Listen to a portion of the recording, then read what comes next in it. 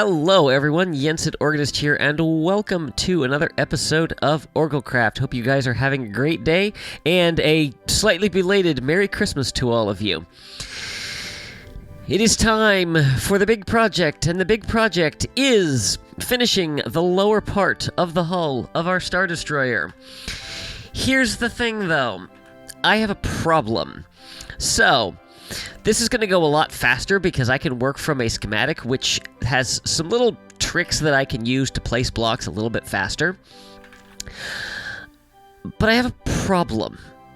So I have taken a schematic of this half that we finished last episode. I have brought it all the way down here, and I have lined it up with the center line, which is at 0 on the z-axis, okay? Now, if we look here, so we're at block 0 on the z, right? Right. Okay. If I step over here, we're at block 1, right? Right. Block 0, block 1. If we step over here, block -1. There's no negatives. Can't see me. There's no -0. There is a 0, there's a 1, and there's a -1. Are we good on this? It doesn't work when I nod my head when I do that. Right, okay. If we fly up here,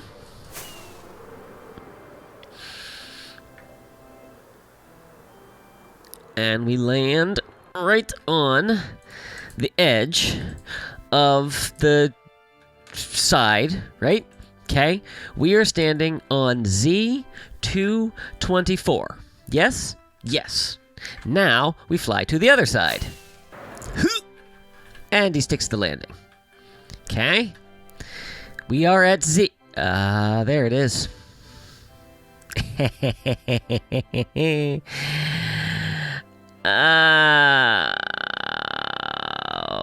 Whoops, wait, what did I do? Uh-oh, uh-oh, uh-oh. Problems.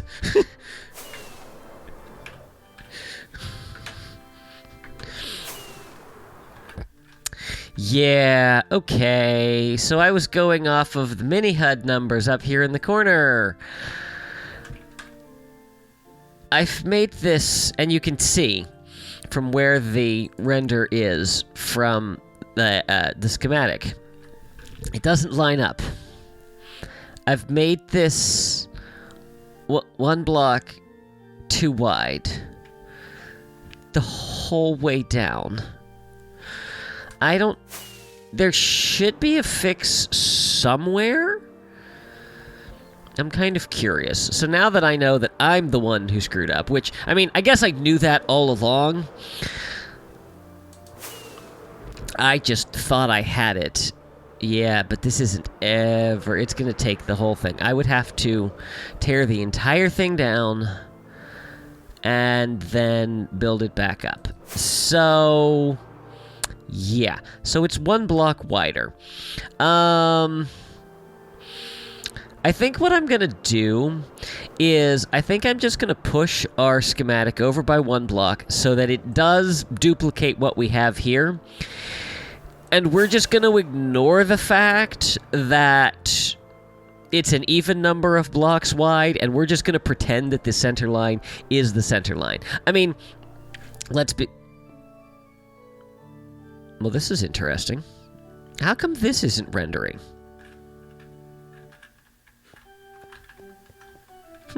Weird. Yeah, I mean, let's be honest. The thing is 550 blocks wide. One off the center is not gonna kill me. And we do come to a perfect point on the end, which will get smoothed out anyway. So, yeah, so we're gonna take this, and we're gonna move it over there. Massive lag as it moves the entire schematic, which is, 800 blocks long. This will now line up much better over here and will be easy to do. All right, so I've been rambling on long enough. You guys are here to see some massive progress being made. Time to jump into first time lapse.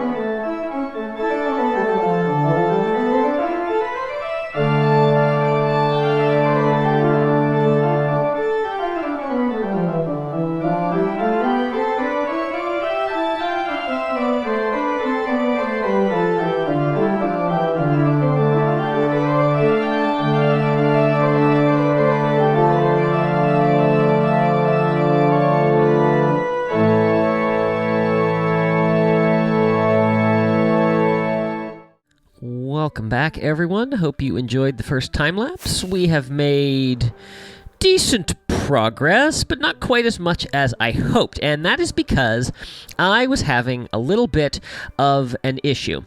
So I use the schematic mod all the time, which, as you can see, I have turned on right here. And it allows you to see which blocks you need to place. Now, usually when I'm using the schematic mod, I'm just doing like this. I have the overlay in front of me, and I just go along and place the blocks as I go. However, when I was doing the map art projects, there was a mode that I used called Easy Place mode. If we go into the configuration here and the generic, this right here, this Easy Place mode, when enabled, then simply trying to use an item place block on a schematic will place it in that position. So I had gone in and I had turned that on. Now I've lost it. Like that. And so it was kind of working, but I was only getting like individual ones, and I knew there was a way to basically hold the mouse down and run it over everything and get them to place. That was what I used for the maps, and I was as I was thinking about that, I thought, oh, maybe that's because I was placing it on schematic that was already on a block like this. So, as you can see, when there's something under it, it goes just fine. But that didn't seem to be the case either. And so I just kind of let that go and was just kind of placing blocks. I turned the Easy Place mode off and just kind of went along with that. And it was a little bit frustrating because I was like, I know there's a faster way to do this, but I can't figure out what it is. Well, it's because I missed a button. And that button here is this Easy Place Hold Enabled. And so when you turn that on, as long as you hold down the button and have blocks in your inventory, then it will place. And so this is what I was hoping to be able to find, to be able to a little bit more quickly. I'm really hoping there's a torch on this level. There is not. So then the only problem with this is that you can't place other blocks when Easy Place mode is enabled. So I have to be a little bit careful about my light levels. But now I've got it in place that I can just kind of go back and forth and spam, and that's going to make this process much faster. Some people might consider this cheating. I do not. I've used it for the map art before, and I think it's a fine way to be able to place things, especially something that's on a scale like this. Is there really no torch there? There it is. Where I have such massive amounts of blocks to cover in this span of time. And, I'm still placing the blocks. I'm just placing them a little bit faster than I normally could. And you want to guess how many shulker boxes? Half is roughly 57. Okay? It's a lot of blocks. And I'm falling. So, yeah. So that's going to make this go a little bit faster as we go forward. I need to take a little bit of a break from this because today, real world time, is December 21st. And those of you who remember last season may remember that December 21st, the winter solstice, is Elsa's birthday. And so I think this is a perfect time to introduce a segment that I talked about last season, which is an hour in Arendelle. And so what we are going to do in celebration of Elsa's birthday is we are going to head out to Arendelle and spend an hour doing something. I'm not sure what. Let's see what... there's lots of stuff that needs to be done, but let's see what strikes my fancy when I get out there. If you're new to the series, welcome to Arendelle. If you're also new to the series, I'm a little bit of a Frozen fan, which is why I spent the entirety of Season 2 recreating this world. And here is the town that we have built so far all of this built essentially from the ground up, including terraforming, which, let's see, if we fly over here, you can see, so yeah, everything that you see was built by hand. So, this section of the town down here was more or less complete, and I had begun doing detail work up along this road here known as Windmill Way. We've got a number of fields and pastures and orchards and all kinds of things up here. Lots of houses.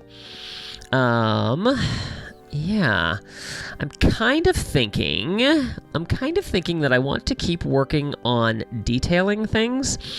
So you can see, like, there's no grasses along here.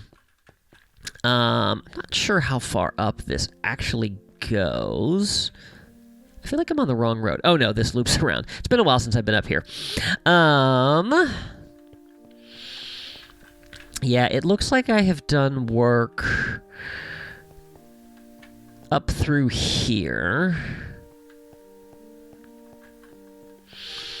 This is an area that I am... Whoops. This is an area that I am earmarking for some farmland, so probably sheep, maybe some cows, in this area here. I'm not sure that that's something that I want to work on right now.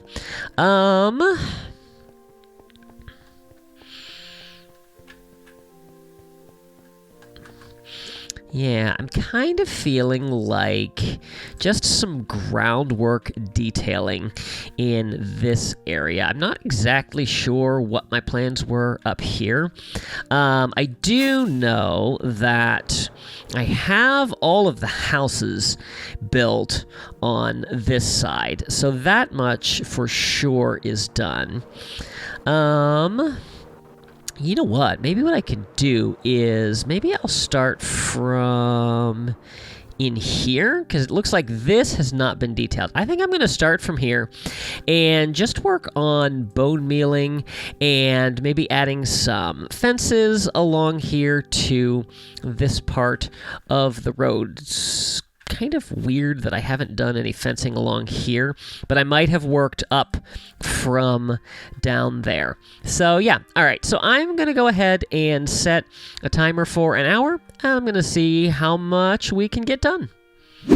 Welcome back, everyone. So I have done about an hour. Yeah, didn't actually set a timer. Too bad. But I have worked through this little bit over here. I say a little bit. An hour of bone mealing actually goes pretty far. But yeah, so I've gone through and bone mealed the grass. I've added some little cobblestone things. Next time I do this, I want to get some like stone and andesite as well. But it's a little breakup of all of the green and brown, and so I think that's really kind of nice. And so added some fences all along here so that, you know, you don't fall off a cliff. This is definitely a danger of happening around here. But we'll kind of keep moving through. I expanded the poppy field, which made me extremely tired, and yeah. But while we're here, why don't we defy gravity and take a look at this from up in the air? So yes, we've got this field, and I kind of filled up to there as well. I think this fence in here was done before. Yes, but then continuing on along here, added some ferns there, did some fencing up along the edge of the potato field here. I don't want this flower over here. There we go. We'll just plop it right there. And then a little bit of fencing along there, figuring, you know, because it's kind of a steeper hillside, you know, give somebody kind of a railing to get up there. But then continuing detailing in between the different fields here. Got our fences all along here. I have detailed in through the orchard. Got a little bit of a hedge there and through here. We're taking the very quick approach to looking at all of this. And then made it up to the top of this little slope right here. And that's kind of where I left off. And if we pop into Facecam, you can see that I have also detailed down the side of the hill here. And yeah, it's more and more finished if we fly in through the orchard. The one thing I don't like about Facecam is it's not always the smoothest camera angles in the world. But yeah, coming along. So I think next time we do this, maybe we can finish all of the bone mealing detail along the street. That would be pretty cool. So anyway, all right. Well, I've got that all finished. So I think it is time to head back to the end and get back to work on our Star Destroyer.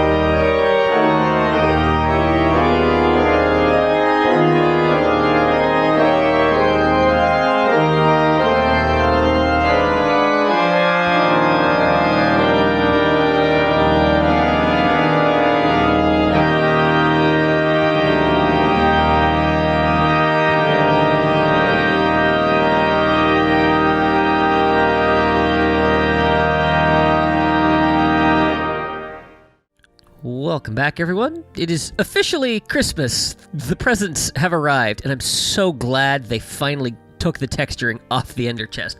That was... I love the theming, but yeah, not knowing which one was your ender chest was really annoying. But we are getting there. We are in the home stretch of getting the lower half of our Star Destroyer finished. Still have a long way to go, but I am confident that we will make it. It's been going much smoother now that I have got the easy place mode working correctly. And yeah, it's looking good. Had to make some slight adjustments to the hanger here so that it would be an odd number instead of an even number. I don't know why I'm so hung up on that, but I am. It's fine. It'll look just fine when all is said and done. Yeah, I need to take this out of my inventory. Because if I had a nickel for every time I accidentally hit Q when I went into free cam mode and launched my pickaxe into a void, I'd have a lot of nickels right now. Uh-oh. Spawnable space. No. Not having that. Where is it? Hi, where did you come from? Right there. No good, sir. Okay. Well, I need to go restock, and I need to deal with something that I saw in the last episode that has honestly been bugging me for quite a while. See, I have all these little holes here from back when I was in my quest to get a full diamond beacon, and there was a little trick you could use in the swamp based on the placement of the clay to be able to locate diamonds. So I did that and got a lot of diamonds from it. And then I never filled in the holes because I needed to know where I had been. Well, I have enough diamonds. Let's fix those holes.